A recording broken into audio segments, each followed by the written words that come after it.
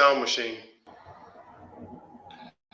National Streaming Sports is brought to you in part by BetUs.com, designed for true fans. NFL odds, Week 1 and futures, college football odds, including Heisman Trophy favorites and playoff odds, NBA odds of division winners and playoffs, Major League Baseball playoff and World Series odds, the National Hockey League Conference playoffs and Stanley Cup odds, and boxing wagers. Betting opportunities include versus the spreads and outright winners, also during the game. Use our link on our website, nessp.info, the Bet Us Opportunities webpage, for a 125% bonus on your first 3 deposits. Must be 21 years old, and remember, bet responsibly. Ladies and gentlemen, boys and girls around the world, it's time to experience the O's on the Original Sports Podcast.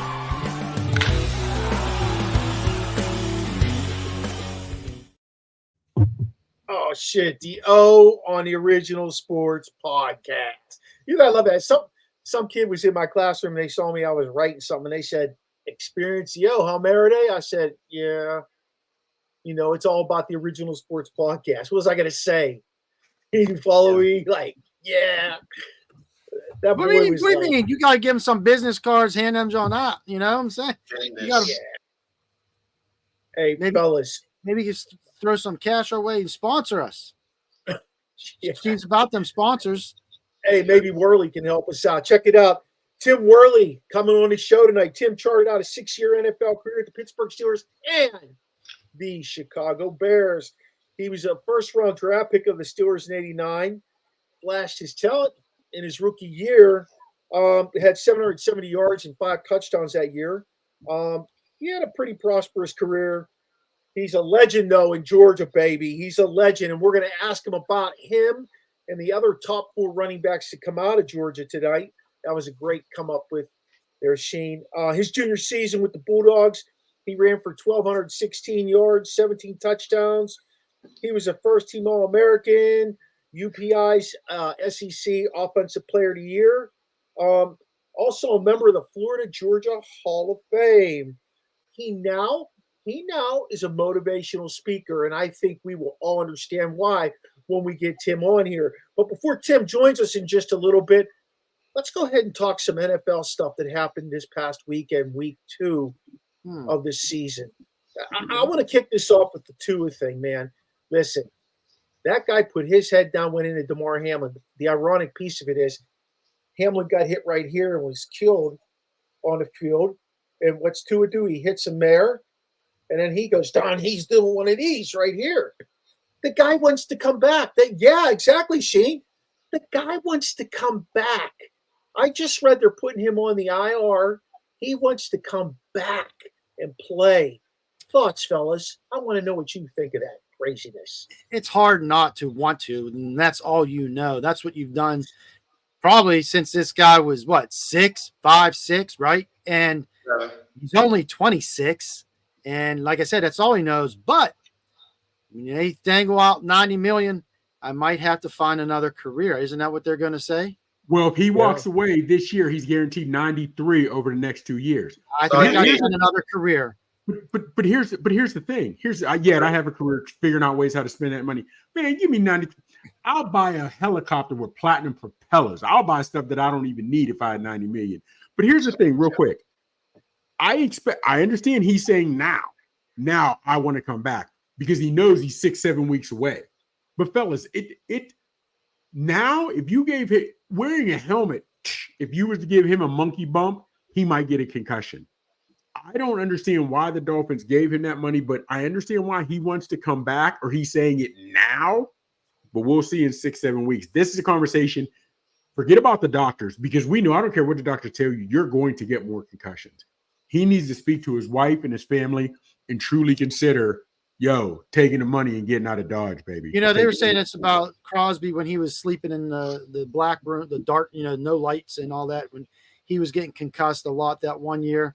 This is just 3 and 2 years like this is just not good for this young man. He's only 26 years old. Sheen, you love football. You love football, and we all do. Would you come back? Would you even consider? What would your wife say? How about your daughters? How about your dad, your mom? If they're going to give him $90 million, he's already made a bunch of millions, so he got a couple more millions. So what's the purpose of going back? Yeah, that's you heard it here first on OSP. They gave him a bunch of millions. Plus, how many more millions? I think that's like a lot of millions. Yeah. Carry the one. That's a lot of millions. A bunch, and a lot. Yes. I don't know. I don't know, fellas. I don't know. But I have a hard time with it. Like, I have a hard time even knowing he's considering it. I have a hard time knowing that Miami is like, okay, we'll go see a neurologist. We're going to put you on the IL. What the fuck? This is a human being's life. Well, look what Miami did to him last year. Real quick, Chops. They said, oh, no, he was fine, and put him back out the next week after he was like had the crippled look to him. Yeah. Here's what I don't get. Got his back. Why he doesn't have his own neurologist? Because if you're going to a doctor that has any affiliation with the Dolphins or the NFL, they can say they can have a third party, which that and the third. That doctor works for the NFL. You're going to get cleared. You're going to get cleared. Because don't forget, if he doesn't get cleared and they tell him he can no longer play, he's guaranteed his money or something outrageous number. But if he retires, he only gets to 93. Is like only as like only 93 million. Yeah, but it's a lot less than he would get. Generational. Ask your dad if he'd take 93 million. Man, ask your brother Bobby. Ask Morlacki. Ask anybody. 93 million bucks. Shit, he's still going to have problems even if he retires. Oh yeah. Hey, can we go to Caleb, please? Yes, please. Open that door up. Next. I've always been my feelings were always that it's so much easier than when like Marino and Montana play, because the DBs could hit you, the linebackers could sack you any way they wanted. You couldn't just run free down the field like it is now. And if this guy can't do it now, yeah, he's not it. Sorry. I don't care about, he needs experience, or those guys came in as rookies and did their thing. You know what I'm saying? Back then. Now he can't hit somebody running wide open freely. He ain't the guy. Hey, listen, you and I have been on the same page about this shit since last year. And everybody, all these people telling us he's a generational talent. Oh, he doesn't have a great offensive line. Oh, he's this. Oh, he's that. You know what? The Steelers had a piss poor line, and they went 10-7 last year with Kenny Pickett, Mitch Trubisky, and Mason Rudolph as quarterbacks and got into the playoffs. Don't tell me about Caleb Williams, because I'll tell you what. Caleb Williams has Keenan Allen. He has DJ Moore. He has Swift in the backfield. He has Kmet at tight end. Don't tell me about him. Please don't tell me about here's the thing, though. Here's the thing. If they would have done to Troy Aikman, if they'd have done to Manning what they're doing to these quarterbacks now, in the aspect of Troy Aikman went 0-11 and 500 his second year. They're already sitting first-round picks because of this or cutting them. They're not giving them a chance to even learn the game. And when I say learn the game, learn the difference in the speed, learning, we've seen you play 2 games, and we're saying you're not the guy. But in preseason, you do realize it's all vanilla defenses, and he was playing against a lot of guys who were not on NFL rosters. I'm not a Caleb Williams fan. I am not. But if you were going to cut him or say he's not now the guy you thought he was, I didn't think he was regardless. But if you're now saying you don't think, or the Bears are saying he's not the guy we thought we were, they're having second thoughts, that's on you. Because you're judging him after 2 games. That's not fair to anybody. That's I think crazy. the way they're doing Bryce Young, I didn't think Bryce Young was all that. But that entire organization in Carolina is dysfunctional, but they're putting it out on that young man. You don't give these guys a chance to learn and wonder why they don't succceed. You don't give the thing is, they're bringing them. Go ahead. I'm sorry, Bryce Young's not even going to be in the league next year. Or somebody will take a flyer on him and bring him in as a backup or some shit like that. But you're right, Chops. He was never given a fighting chance. You go back, I'll tell you what, Green Bay did it best. Yeah. Green Bay did it best. They had Favre there. They made Aaron Rodgers watch Favre for a couple years. You have to have those quarterbacks, though. You can't just – they're expecting – yes, they're bringing these young guys in who were studs in college or did really well in college, maybe not necessarily studs, to be the savior of their franchise, who they don't have somebody to mentor them. So that's why they're coming in and they're plummeting, because they don't have a Green Bay system. So y'all don't believe that if he can't do it now, he's not going to be able to do it. The guys are running wide open. Stroud was able to do it. Herbert, the guy who Chargers came in and did it. I think Lamar Jackson came in and did somewhat decent passing the ball. I mean, he ain't doing anything. Different organizations. And I say that because the Ravens at least tried to build around Lamar, right? Stroud has a great coach and a good OC. Can't even say the organization of the Texans is a good organization because the McNairs have ruined that, for a while. However, but when you look at it, Carson Palmer never held a clipboard his entire rookie season. Then he came in and started his second year, but at least he got to watch the game. Now, Manning, Peyton, baptism by fire. He went 3-13. Troy Aikman, baptism by fire. But they gave him a chance to progress. Now, don't forget, Eli came in starting, but he at least had to sit the bench a couple games when they put in your boy Warner. But guys they're saying we invested all this money in you. Well, I'm not all into book learning and X and his nose and how you figure things out. But if you put all those millions in him, wouldn't it be in your best interest to let him sit for 1 year, a good year, maybe a year and a half to learn, so you can have him for another 10 years and actually put in work, compared to starting him right off the rip? Look at Sam Darnold. Sam Darnold was trash for the last two organizations, but he was able to learn. Now he's in Minnesota, got him playing well, they just beat the 49ers. Look at your boy Mayfield.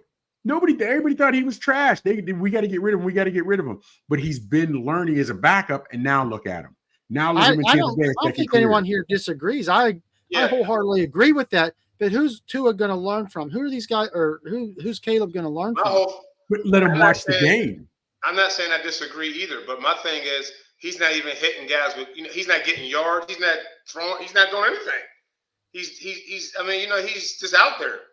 He's not getting like 200, 300 yards passing. Like, that stuff is pretty, in my opinion, those guys make it look easy. Yeah. Yeah, I never bought into him. He played for a coach that is notorious for not putting NFL quarterbacks in the league.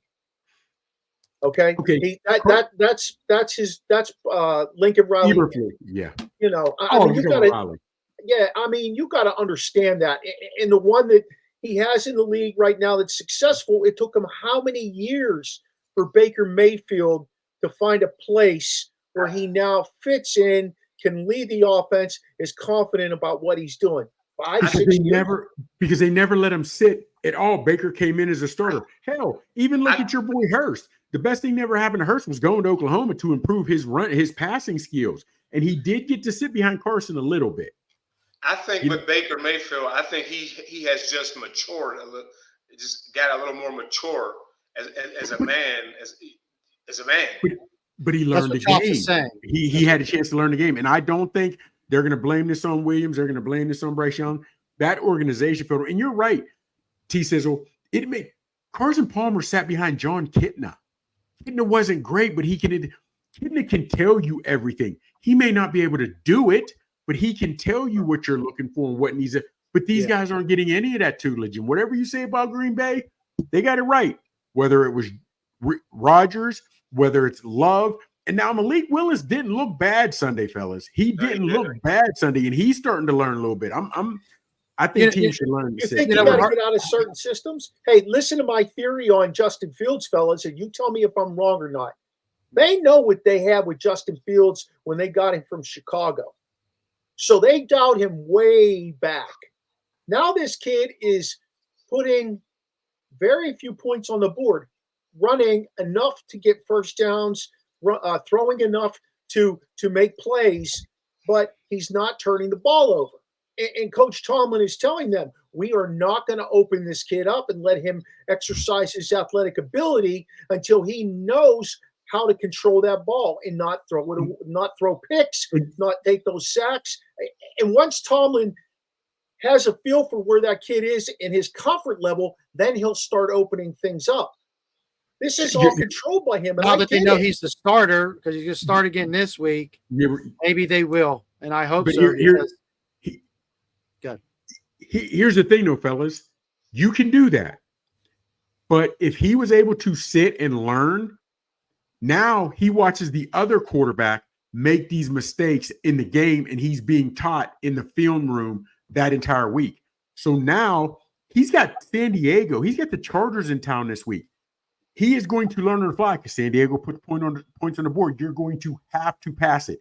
And anything he sees in film study that he does wrong, he's not going to remember come next week because he's back in live action. The game doesn't have a chance to slow down where he can see the other quarterback make these mistakes in film study. And then he says, that should have been his read. That should have been his read. So now when he's in, he can make that. I saw this. That's where I should go. Fellas, he's learning on the fly. I just don't think, and even the great ones, Manning, Aikman, whatever, they had to take their lumps. You know what I mean? They took their lumps, but I don't think it's fair. And I want to. But also, I think those guys were passing well, getting yards. I mean, they might have had 10 touchdowns and 25 intercepts, but they also had 4,000 yards passing. Yes. Yeah. But here's the point. Fellas, I know you guys watched it, but you also saw Fields miss some easy targets. Oh, yeah. That still bothers me. He's still missing easy targets. Because, fellas, you got San Diego. You're going to have Indianapolis teams that can score a little bit. You're going to have to open it up some and open it up. And he's not getting a chance in practice. He's going to have to learn it live and in color. Whoo! It's going to be rough. I'm going to have to see San Diego do something against the Steeler defense before I give them credit, though, because we're down a Steeler rabbit hole. We shouldn't be. But Hey, let's go to what do you guys think about the 0-2 Ravens? I think, listen, they got, 3 more games that they could possibly lose, and their season's going to be over. They go to Dallas not Dallas. Did they go to Dallas this week? Yeah. You know what? Dallas just had it handed to them 40-19 or 44-19. You think Dallas is going to roll over after that? Are you kidding me? No. I easily could see the Ravens losing this week. I'm not saying they're going to, but the Ravens are going on the road against Dallas this week. They crushed Cleveland week 1. They got the Cowboys, Bills, Bengals. They got the Bills at home. Bills at home, yes. So they might beat the Bills at home. Okay. But I could see them losing 2 of those 3. You're not gonna hold Cincinnati down long. Jamar's gonna come around. I don't know. I think there's a lot of potential, Sheen, like you said, for them to drop off and fast. All right, who knows? Hey, let's give a couple of shout outs here. Who knows? Mr. Parker, Kevin Parker is from Maradei. Who we got? No, what's up, man? What's up, babe? How you doing, my man? Doing well. That's it. Now, you know what it is, Sheen. You know my grandfather. Who's that? The Reverend Von Hill. Come on, man. Like this. No, is your dad? His son was your dad? Yes, Ron Hill. Big Ron worked in the prison. I know this guy right here too. All right, man. We got stuff to do now. Crazy, real quick. Hey, listen to this. Tell him who married. Good, Rev. Hey, tell him who married. I pastored one of the churches in the city of Pittsburgh for the last 30 years. You know that, Mark. Yeah. One of my members is Marion Parker, a good friend of Tim Worley's. Okay. They're like this.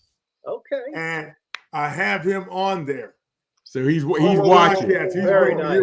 Yeah. Wait. Appreciate that. Kevin Parker, who used to play basketball? Kevin Parker to play basketball? Yes. Kev, No answer in a minute. you used to be the basketball player too, didn't you? We're going to find out here in a minute. I know my dad. So my dad and his dad were friends. You got that right. There you go. He's on. How He about wants to that? say something. Appreciate you, Mr. Parker. Thank you for joining us. And when Hey, he Red. comes up, we'll tell him, type in his question and we'll get it on. Okay. They we know go. each other. Yep, they know each other. He had a tryout with the Steelers. Yes, that's him. Yep, Yeah. that's him. You know Ron Hill. Remember, that's his son on doing this. Yes, that's him. Make this Yep. something. Yeah, Yep. That's awesome. that's right. Yeah. He used to live in Wilkinsburg, Ron Hill. Yes. Hey, Poop, I'll be around collecting for those papers. Don't worry about it. Oh, baby, well, that's Terry. That's Terry Young. That's Terry. Yes. That's my paper boy. Oh my God. Terry, how you doing? Oh, what's up, Poop? How you doing? Remember you delivered my papers. Yeah, and I'd stop for like a little break, about a half hour, 45 minutes, and then you kick me out. You're like, go, get out of here. Go deliver them papers. I've been hanging out talking to the This is wild. I got Maradei on there. I got Hill I know well. I got my paper boy on there. Oh, I just stopped to see Big Mike, you know. Hey, Rev, my condolences on your father. yes. Yes, sir. Oh, yeah. Hey, I lost my father, as you know, man. It was rough. But he lived a long proof for life, 95 years. Yep. Yeah. So, you know, we thank God for that. Absolutely. Hey, I don't want to hold you guys up. I'm going to get out the way. But you guys got me excited now. I'm jumping. It was good seeing you. I can't believe this. I know everyone. Terry, my paper boy. Yeah. Was he a good paper boy? Yeah, he was pretty good. Terry's a good kid. He was a good one. I brought it up and put it in the hooks. I didn't just chuck it, you know. That's right, bang. And then Maradei, I just saw your sister yesterday. She was at the church with me. Nice. And Hill, wow. But we go back, me and your dad, like two old rocking chairs. Yeah, he told me. Hey, so I want to say hi to all you guys. God bless you. Doing a great job. Keep up the good work. Nice, Rev. Thank you. Appreciate seeing you. All right. Get Hey, my Rev. man Marion. All right. All right, Timmy Buzz Happy. should When be I didn't know, Sheen, I didn't know you knew him. Yes, I didn't know sir. Terry was his paper boy. I mean, we all grew up together, but I didn't know Terry was his paper boy. Yes. You know, Vandergrift was at. He had to come up. He had to come check it out. Oh, fellas, we got a boy, Scott Veselecki. Remember Veseleckis, more from Yeah. baseball back in the day? Wow. I grew up with his brother. I This had is his dad. Veselecki, the math teacher. Their sons. That was Oh. my guy. That was my guy. Mr. Veselecki was my guy. He was tough. Yeah. Hey, Yeah. let me ask you this. Go ahead. Let's go back to where we were before Tim joins us. He should be joining us shortly because, Okay. Chops, you hit him up. You told him 7:15, right? Yeah, 7:15, 7:20, so he should be on momentarily. Okay. Hey, Sheen, going back to the Ravens, I think there's a slew of teams that are kind of in trouble this year, coming out of the gates at 0-2. You don't go much further than 0-2, 0-3, and get back in the hunt in the NFL. You just don't. That's not the way the league is. That's not the way the league is, especially because right now a lot of those games right there, those are like still, you know, exhibition games, preseason games, because a lot of those dudes didn't play. But once you start feeling the groove, if you're not rebounding, you are in trouble. So what you think about a lot of the underdogs won this week? So do you think the Vikings are real? Do you think the Saints are real? And do you guys feel better now about that Falcon win that we had the first week? Like, you know what I mean? They beat the Eagles last night. I don't know how real the Eagles are, Okay. but I think it was a good win by the Falcons Right. I don't know how healthy Cousins totally is. I don't think the Vikings are for real, but I definitely think the Saints are. Their defense just stymied the heck out of Dallas. Right. They only put up 19 points. Now, here's the thing. That, to me, the Vikings win was impressive because it was against San Fran. You got to give them their props. To me, that one was impressive. I think the Saints are the real deal. I really do, because Dallas was riding high, and that was in Dallas. In Dallas. They put the ad in Dallas. Yeah, that was San Fran though had McCaffrey out, Debo went out. They had some big name guys out, even though Brock threw for like 3 something. I agree. It was a big loss for a big win for Minnesota over San Fran, but I don't think that they're like as real as they want to be. I think the Saints definitely are. I think it's going to be an interesting season. I really do. I think you'll see some people winning some. I think you'll see some people winning who shouldn't win, and some people losing that were very heavy on, picked to win. Like the Bengals are 0-2. The Patriots beat them last week, and I didn't think that the Patriots were going to beat the Bengals, but now the Bengals and Ravens are both 0-2, sitting at the bottom of the division, and it's someone sent that clip out. It's completely flip-flop. The AFC North is completely flip-flop. So the parody of that is really interesting. Yeah. I was shocked the Cardinals handled the Rams the way they did. They didn't handle them. They destroyed Marvin Harrison Jr. had over 100 yards and 2 touchdowns the first quarter. Oh, and let's mention the Bucks and the Lions. What about that one? I didn't see that one coming. No, me neither. And that was in Detroit, right? That was in Detroit. Yes. Yeah, you know what? Baker Mayfield, Sam Darnold, are we seeing these guys finally ripen into something that they were always projected to be as number 1 picks? Is that what it's taking? Well, to go back on what Chop said, I think with Darnold, he has talent around him and a better team. Yeah, better front office. Because you figure like Mayfield started in Cleveland, then he went to like several teams the next year. He went to LA. Yeah. Yeah, he's been on a lot of teams, and now he's finally found a home, and they gave him big money. I think their defense is stepping up too. He only had 180 yards, a touchdown. Yeah, it's the Lions. Right. You know what I mean? What I'm saying is Bucks defense stepped up. Okay, and then I got a question for y'all. Who is the worst of the high-paid quarterbacks? Trevor Lawrence. Honestly, I don't see much difference. There it is, Trevor Lawrence. I don't see a difference between Trevor Lawrence or Tua. Remember what Tua was? 2 weeks ago, 3 weeks ago? Tua caught a lot. No, not Tua.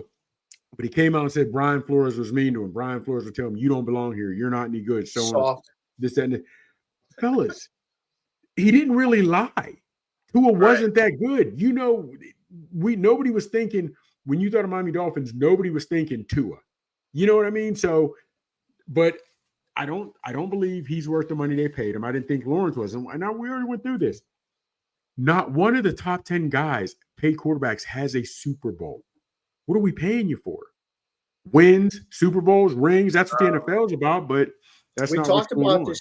It's all about money. Yeah. I would be willing to guess that the vast majority of these organizations don't really care if they put a Lombardi in the trophy case. All they care about is the bottom line. I'd be willing to bet that. I think so. Paying these guys big money is going to bring in big money.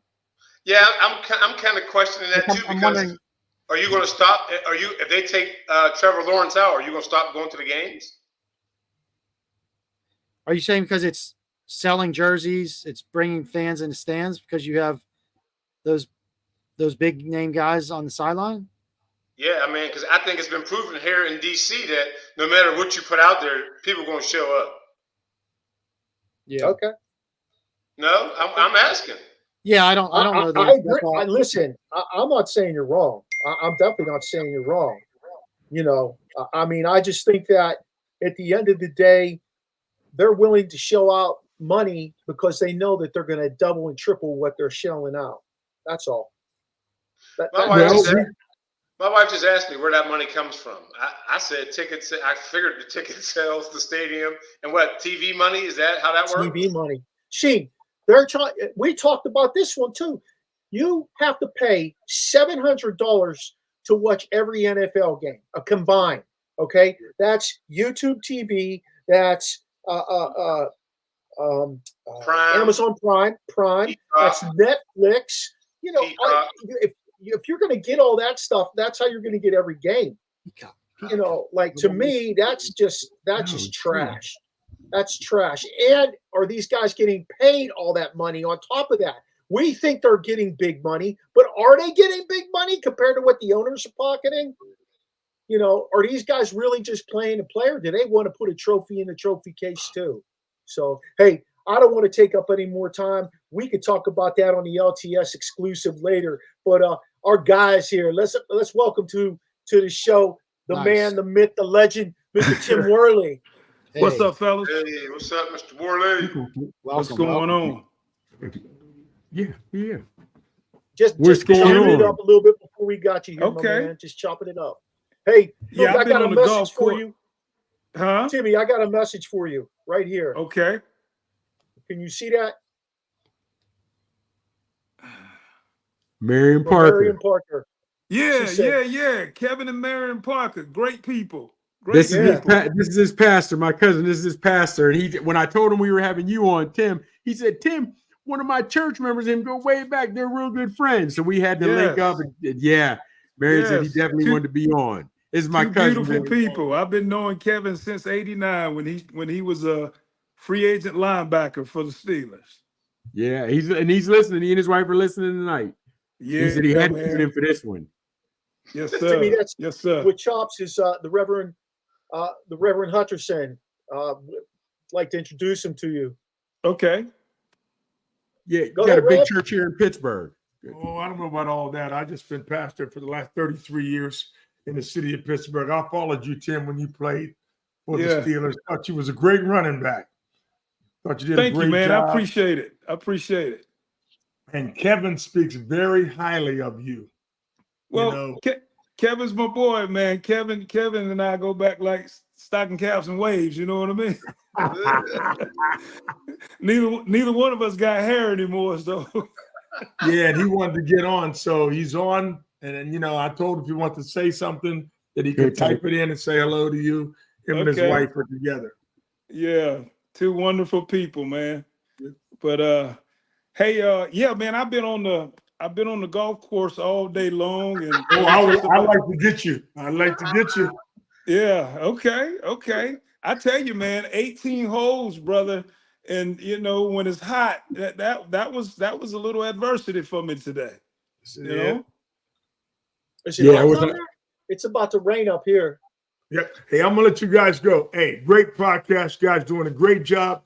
Hill, Maradei, my paper boy, Young. You guys keep it up. May God bless you and you too, Tim. All right. Thank you, sir. God bless you, man. Hey, Rev. All right, peace. All right, fellas. You had to. Are you in Florida, Tim? Huh? Are you located in Florida now? Actually, I'm in Georgia. Okay. Oh, that's right. I'm sorry. That is right. Hey, yeah, I'm a North Carolina boy. You know what? I was raised in North Carolina, but Georgia stole me out of the state over 40 years ago. So, Now I have a question because Chops, he always drops these Southern quotes and stuff. Do you guys have like a book? He's always throwing like these sayings and acronyms and like what was it talking about? I'm drunk as Cooter. What is it? Drunk as Cooter Brown. Of course. I don't know half the stuff you say, man. What is it? Bless your heart. Now, bless your heart down here down south can be used anyway. That can be used any way. You know what I mean? So there's a whole lot. I don't know what you say. Going back like peaches and carrots or something. Peaches and herbs. Going back like peaches and herb. I mean, I love it. It's that. Hey, Timmy, what'd you shoot today? Hey, listen. When I first got to Pittsburgh years ago, what was it, 35 years ago, 89? Does that make it 35 years? When I heard the way that, the language wasn't there, I never heard of a jitney cab. I never heard, I'll say, this chick said, call me a jitney cap. I said, what? Yeah. And I noticed instead of saying y'all, you always say yins. Yeah, that's right. That's proper English. I don't know what you. That's proper English. I don't know nothing about that, bro. But you know, I listen, man. I love the city of Pittsburgh. I love the people there. I've probably been back 3 times this year. I was at training camp for a whole week. Damn, that's more than Bradshaw's been back in what, 40 years. But you know, I get treated well there, man. The Rooney organization, they look out for us, man, and I just have a great time when I come back to Pittsburgh. Matter of fact, I'm coming to the Cowboys game. Oh, sweet. Nice. Is that the alumni weekend? I don't think it is. It could be. I got to find out. But, you know, that's going to be a big game. Steelers are 2-0 now. Cowboys and the Steelers, that's a long, long 60-year history. You know what I mean? Super Bowls, playoffs.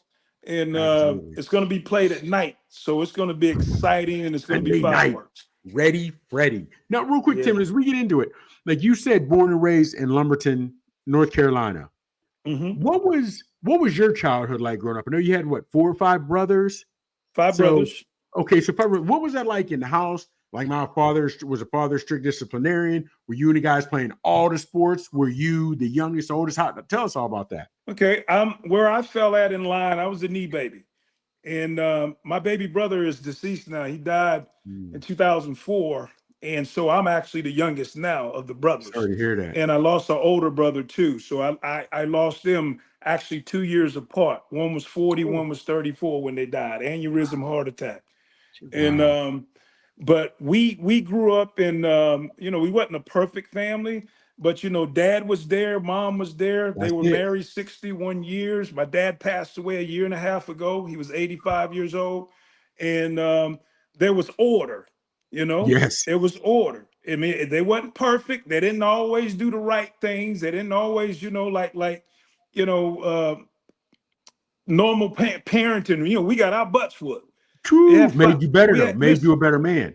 Yeah, we had 5 boys in the house, and you couldn't keep 2 gallons of milk in the house. We fought all the time. And so my dad, you know, he put that wood to us, and my mom put that strap to us too. So yes, sir. I know exactly how that is. Exactly. That's the way we all grew up. Everybody on here grew up. Maybe we should get back to those days, because you said we they need didn't do to, it right. man. We need to. You got too many kids telling their parents what to do. And you said they didn't do it right, but maybe it was something that you didn't do right. Well, you know what though, man? Here's what I learned. What you get into? Here's what I learned, guys. When I had kids, I got a son and a daughter. My son's 32, my daughter's 30. My son's 6'4.5", 6'5". He was born in Pittsburgh. Okay, he was born over in Shadyside. Okay. And my daughter, listen, but here's what I learned when raising them. I learned that to calm down before I would actually punish them. When they did something to make me angry or disappointed, I took time to let it fizzle down, and then I would talk to them. And then if they needed a couple of pats on the rear end, that's what I did. But see, I had that kind of mother and father. They will go berserk on you. Yeah. You know what I mean? But it worked. Yeah. Kept you in line. Kept you in line. Right. Mm-hmm. Every time my dad raised that strap, he had my complete attention. Ooh, without question. My dad was a little man. He was no taller than 5'9". He was never weighed more than 175, 180 pounds. And when, you know, me and my brothers started towering over him and our voice got deep, my dad told us, well, he said, dynamite come in small packages. I want y'all to know that's that. Right. Yeah. I know that's gonna right. Try. Hey, I might have to use that one because I'm about 5'0" and 180. It's bigger than him. My kid's bigger than me now. It's like my son. My son, he towers over me, man. But he know dad crazy. Dad is breaking down like a shotgun. Double barrel. Yeah, we got a new one to throw around there. Hey, we got that old man strength. They don't know nothing about that. We don't fight fair. Not at all. Put the old 38 jersey back on. I'm telling you, man. Hey, Timmy, when you was younger, you knew you had the gift, okay? What do you mean by the gift? How did you know you had the gift? Some call it the it factor today. I knew at a very young age that I had that it factor. I knew that once I picked up a football, a basketball, a baseball, once I got on that track, there was nothing that was gonna defeat me. I just knew it. I stood out and I pretty much led, that leadership. I had it in me, but I led by action. I didn't talk junk. I didn't do this. I didn't, with my mouth. I did everything with my skill. You know what I mean? Whether it was basketball, football, track and field. But here's something here's something you guys don't know. And I was talking to some kids about this because there are kids struggle with this and some of them are afraid to say anything. When I was in the second grade, guys, don't you know that I had a second or third grade teacher, I'm trying to remember, on about 3 or 4 different occasions, this lady called me stupid. Oh, She said, "You're a stupid little boy." You know what I mean? And see, that's right around the time when I discovered that I had an athletic gift. Okay. And we know words have power. And we need to understand that, and I'm not trying to preach, but I want to give you guys Absolutely. how we look at life sometime. And the enemy wants to yoke you at a very young age. And so at a very young age, I believe all the way up until I was 38, 40 years old, that I wasn't smart enough to do some things because somebody said something to me. So what did I do? I pushed all my energy and effort and time and everything and strength into sports. And I said, if you come on this court, on this field, on this track, on this baseball diamond, Tim Worley gonna destroy you. I wouldn't even listen, nobody ever outran me in practice. I wasn't gonna let my kids outrun me. That's how competitive I was. You know what I mean? And so, guys, it's you're talking about years ago. And I didn't get over that until like 40, 39, 40, 41 years old, when I began to really believe in myself, when I discovered that I had other gifts in me besides athletic gifts, Wow. And When the light bulb go ahead. What caused the light bulb to go off for you though? Like what moment? Well, What moment hit you like that? I believe, guys, as far as turning it around and discovering other gifts that you have, I believe enemies. I believe your enemies. Enemies are necessary. I talked about that on Facebook. Your enemies will launch you into your next level. You know what I mean? Yeah. And I say that because when I read about the good Lord Jesus, Judas helped launch Jesus into his destiny. And you'll learn that your enemies know more about you and know who you are more than your friends do. Let your Because haters they be your are motivators. afraid of you. They can see what's in you. And they don't want you to meet that, right? They don't want you to be that.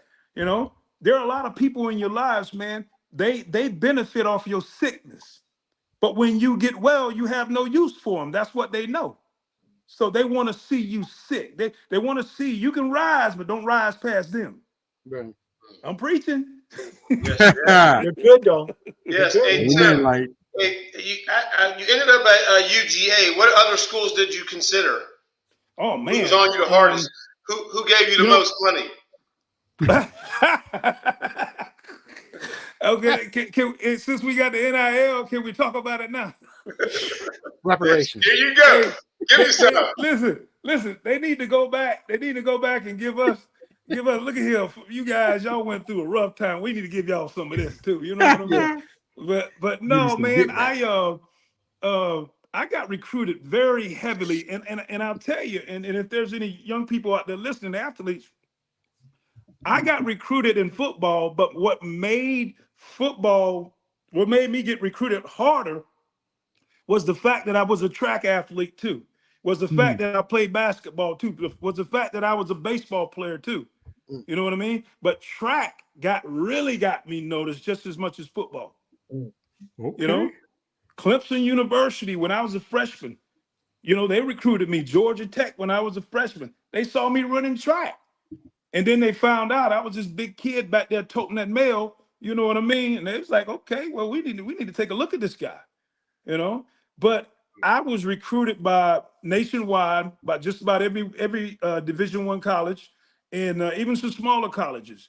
But I narrowed it down, guys, to in this order. Oklahoma was first, Clemson was second, Florida State was third, Georgia was fourth on my list, Tennessee was fifth. You know, back then, and I don't know if it's still that way, you got 5 official visits that you would take. And I took them to those schools. I was headed to Oklahoma until my mama met Barry Switzer. Okay. He said, I can't let Can you you go out there talk? with him. Can you talk on it? Can you Oh, elaborate? yeah, I can elaborate on But it. all Listen. means, got to. All right, now listen. Please do. Here's the deal, right?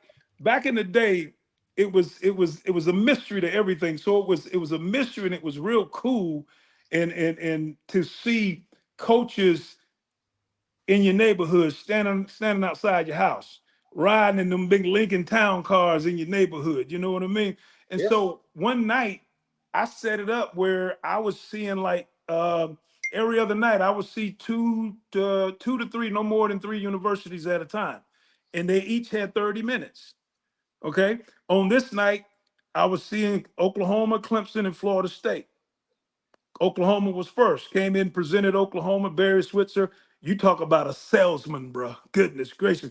He could sell a ketchup popsicle to a woman in an all-white dress. You know what I mean? And There it this is. dude, listen, he was selling Oklahoma, bro. He had me, he had my dad talking about this. Yes, we're going to make him the best Heisman Trophy winner. He's going to be a first round. We're going to put him back in the I formation, just like we did Marcus Dupree, get him out of that veer, Jamel Holloway, and this and that. And I'm like, woo, inside, guys. I'm like, woo, I'm going to be a student. I'm going to Norman. And all of a sudden, when he finished, the assistant coach started talking, Jim Donnan. Now I'm seeking y'all put this together. Jim Donnan ended up becoming Georgia's head coach in the late 90s. All right. Jim Donnan was Oklahoma's offensive coordinator around that time. Okay. And it's right around the time when Troy Aikman had transferred to UCLA. Me and Jamel Holloway were the 2 top recruits coming in that year. Okay. But when Jim Donnan took over the presentation, Barry Switzer crossed his legs, had on some snakeskin boots. My mom had a glass coffee table. He started tapping her coffee table with the tip of his boots. Oh, yeah. Lord no, have mercy, no, fellas. no. Hey, man, the atmosphere changed drastically. I said, oh, Lord, this ain't going to end good. No. My grandma had one of them glass coffee tables. You did not touch that thing. No, man. And so when they finished up, I knew I could just see the look on her face. And before we let Clemson come in, my mother turned around and she said, you really like Oklahoma University? I said, yes, ma'am. She said, is that where you want to go? I said, yes, ma'am. She said, well, I'm sorry to tell you, son, I'm not letting you go out there. That man's disrespectful. That man's That's disrespectful. it. And that was And it. then, yeah. And then, you know, skip past all the other schools. In the final analysis, you know, I ended up, if you go back and look at the articles, I ended up signing, I was a 5-star, I was a number 3 running back in the nation. Okay. It was the kid from Aliquippa, I forget his name. He ended up going to Pitt and he got hurt. Brian something. Brian Davis. Brian Davis. He went to Wash. Yep. He went to Wash High. Yeah. He was Washington. number 1. Aaron He was- Emanuel and Sammy Smith was number 2. They had me number 3 in the nation, and they had a guy that ran with me at Georgia named Keith Henderson. He was number 5. Well, you had Sammy Smith too. Yeah. I said Sammy Smith. Yep. Yeah. And so, man, all of a sudden I go to sign. It was time to sign. Jim Donnan had flew back in town to try to convince me to come to Oklahoma, and we sat down and talked for a couple of hours. And fellas, this is what this man said to me, not knowing that he was going to eventually be the head coach at the University of Georgia. This man said, Tim, we know you're not going to be a Sooner, and we know the schools that you're looking at. If I could make a suggestion for you and you take my advice, I believe you'll be successful. He said the best fit for you, your style, your speed, your size, he said would be the University of Georgia. Wow. And I said, why, coach? He said, because you could be the next Herschel Walker or even better. And when he said that, I said, okay. And by the end of the day, I called Coach Dooley and got him on the phone. Look, I'm ready to sign. Man. And I became a Bulldog, man. Wow. That's awesome. Shane, ask him. Go ahead. Let's go back. Go ahead. No, I'm good. Go ahead. Hey, I wanted to know who you think are the top 5 running backs out of Georgia. Well, Tim Worley, number 1. Without question. Listen. Let me see. Now, I gotta look at. It's one thing to just look at the pure raw talent, but also the stats. Now, you guys must remember, and I'm not trying to pat myself on the back. I only played 2 years at Georgia. Yeah. I played 2 full seasons. That was it. And came out. I played my freshman year. I played 3 games into my sophomore year, blasted my knee, tore every ligament on the inside of my knee. I missed football for 2 full years. Came back in 1988 and prayed All-American, SEC Offensive Player of the Year, led the conference and became a first-round pick for the Steelers. Okay, now, and I'm saying that because that was a short career. All right, but when you talk about just pure raw talent, now I got to put Herschel up there because Herschel carried the load.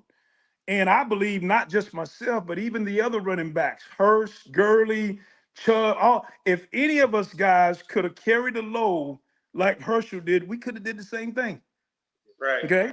And because I saw a game one time, and I ain't taking nothing away from Herschel. Herschel, bad boy. I saw a game against Florida. Herschel carried the freaking ball 52 times. Wow. My highest carry at Georgia was 28 times. Wow. Man. 28 times. Did he really not ever lift a weight? Herschel? Yeah. I don't believe that. I think he was the king of push-ups and all that stuff. When he first came to Georgia, he wasn't really messing with weights. I think he got into the weightlifting a little later. Okay. You know what I mean? Yeah. But Herschel, man, Herschel's a freak of nature, man. I played against this dude. Now, Herschel, he's a little bit older than me. I played against Herschel when I was with the Bears, right? In 94. We played him in a preseason game. And Herschel was the spy guy on the Eagles punt team, right? And he's my guy. I'm playing a lot of special teams. Man, Herschel took off, bro. I had to tell you, man, he almost made me pull a hamstring trying to keep up with him. The dude's fast, man.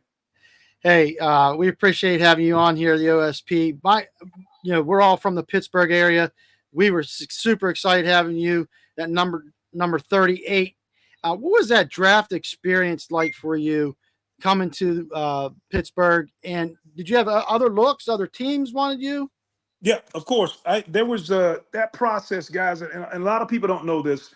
That whole process back then, it was like, dinosaur ancient process, because back in 1989, I came out as a redshirt junior. I had one more year at Georgia, but I decided to come out because I was a guaranteed top 10 in the first. And plus, I had that major knee surgery that I recovered from. I didn't want to take that chance again. But back then, juniors could not go to the combine. Okay? So the only 3 juniors that came out in the 1989 draft was me, Barry Sanders, and my running mate, Keith Henderson. Okay? Henderson got drafted to the 49ers as a fullback in the 3rd round. All right? So back then, it was 28 teams. So I had all 28 teams come to Athens one day in March, and they worked me out. Okay? And once they work you out, there are the teams that want to talk to you. So there was about maybe 6 or 7, maybe 8 teams that wanted to say something, no more than 5 or 10 minutes after the workout, right? First team that pulled me in was the Detroit Lions. And people don't know this, guys, but you heard it from me. Detroit Lions coach, they said, hey, Tim, look, we're interested, but we run the run and shoot. Barry is our guy, but he hasn't declared himself eligible for the draft yet. If he does not declare himself eligible for the draft, we're going to take you in the 3rd pick. That's what they told me. You know guys came out the same year. I didn't realize that. Okay. You know what I said at the time on the inside? No, you ain't. That's just kidding, man. I'm kidding. But listen. But you had Detroit, Green Bay, Atlanta, San Diego was very interested. I think there was a whole trade, something going on with Mike Merriweather with the Chargers and the Vikings and all that stuff. But and there was one more team that was interested, and of course the Steelers. And guys, I found out that the night before I was actually getting drafted, I found out that the Steelers was probably going to draft me with 7th pick. Wow. But you know what? Steelers is my favorite team since I was 9 years old. So that was a dream come true. Yeah. Now, and real quick, and I wanted to get into that, but we are not. I hate it. Things changed up on us. We are pressed for time. So if you can, real quick, before we get out of here, Tim, in like 2 minutes or so, if you could tell me, because we're friends on social media, and your faith is strong, your walk is strong, walk is strong. Can you tell us how your relationship with God and your beliefs, how has that shaped the man you are today? Okay, I tell you what, it all began, and I'm gonna keep it as simple as possible. Where I was blind, fellas, now I can see. You know why? Because Tim Worley got to a point where he got tired of Tim Worley. Tim Worley didn't know who Tim Worley was for a long time. That guy that was running the ball for the Steelers and had the curly hair and driving the fancy cars and chasing the girls, that guy that was getting in trouble, failing drug tests. I didn't know who that guy was. I don't have a clue who that guy is today, because that guy was trying to kill me, Yeah. And so, and it wasn't. And it's amazing how adversity, when you take it on, and you humble yourself in the process, how that adversity can build you. It can make you stronger. And I got to a point, guys, when it was all over for me, when the cheering stopped for me, Tim Worley didn't know what to do with himself. And you know what I mean? I went through many a years of depression. And the only thing I had was my Lord and Savior, Jesus Christ. Okay? And he's the only one that proved his love for me. He did it for me 2,000 years ago, and he's steady doing it every day. And he pulled me up out of the gutter. He got me to a point, but I had to do something first, because the Bible says preparation of the heart belongs to man, but the answer is from the Lord. So I had to humble myself and call on the name Jesus, and he heard me and lifted me up. And when I humbled myself, he came in and began to show me who I was in him, because I thought all I was an athlete. And you remember, guys, when I was in the 2nd grade, I locked myself into that. And when it was time to break away from that, I didn't know how to break out of it. You know how. Okay. Yeah. And so that's why I listen. And what it boils down to, guys, the whole time that I was an athlete, because that was a cover up for me. Okay. I had a fear of success, of my own success, because I knew my potential. I dummied myself down because I didn't want to be that leader, because I was afraid. The Steelers wanted me to be part of like some of the spokesperson, one of the guys that's a spokesperson on the team for the communities in Pittsburgh. Guess what? I tried to teach the Steelers not to expect too much of me off the field. Yeah. Because I was afraid, guys. I was afraid of my own success. Man. And when you and see, with great gifts come great responsibility. I didn't want it.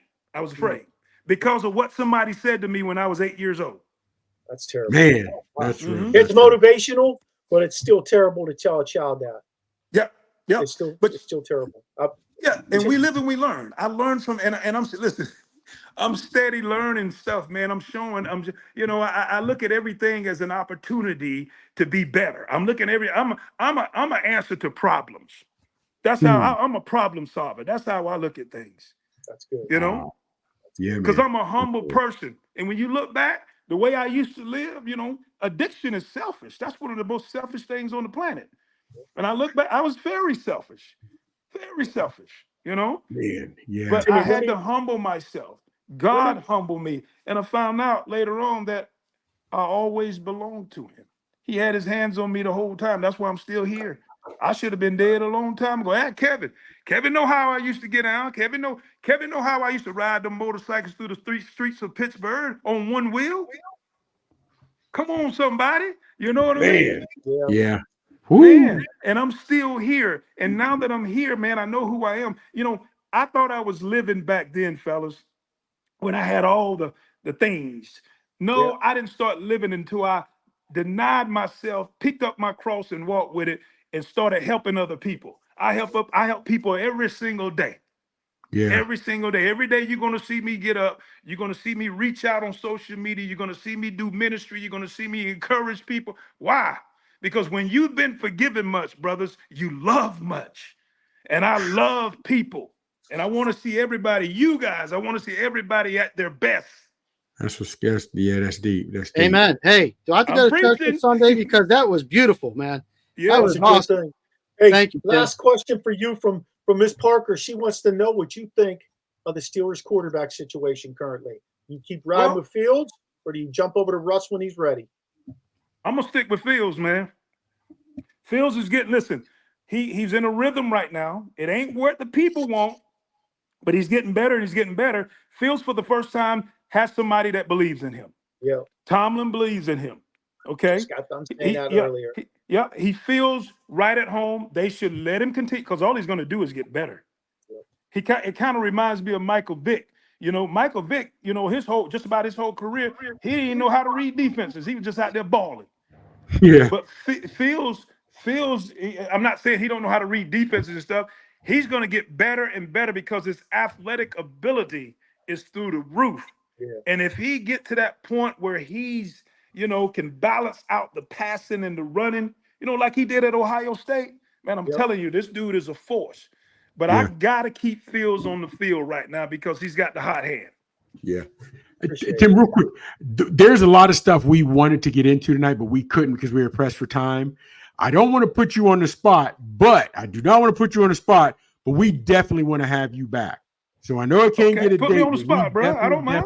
Definitely want to have you back, man. We definitely want to get you back. Put me on the spot. I don't mind. I ain't got nothing to hide, bro. I'm like this. I 8 Mile folk. Yeah, that's me. I did it. Yeah, that was me. Yeah. I sure did. I would. So I can't ask you to commit when you come back, but we definitely want to have you back later during this Steelers season to see how they panned out, to see what you know what I mean, and get more into your story at Georgia and the league. You know what made 100%. You the man that you are.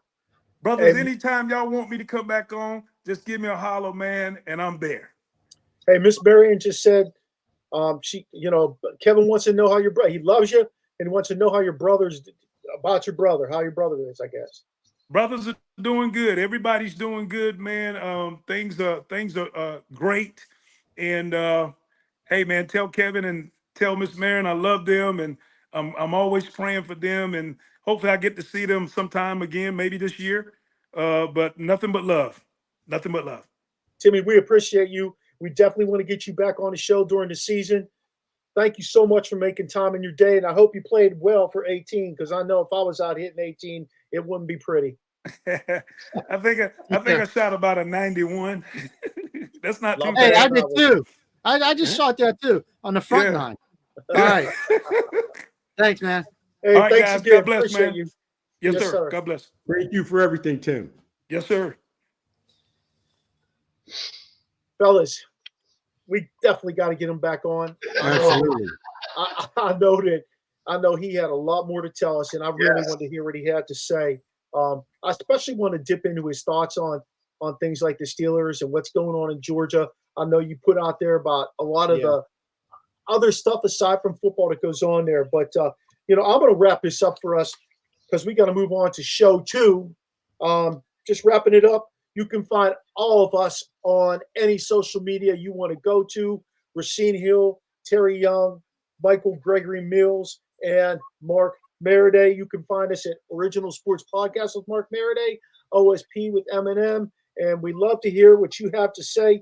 Please don't hesitate to reach out to us. Thanks to everybody who helps put our show together, voice intro, everything. And don't forget to catch us next week to Experience EO on the Original Sports Podcast.